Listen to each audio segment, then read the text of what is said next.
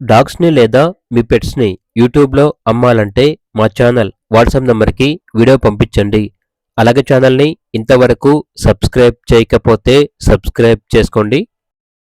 Hi friends, welcome to our channel.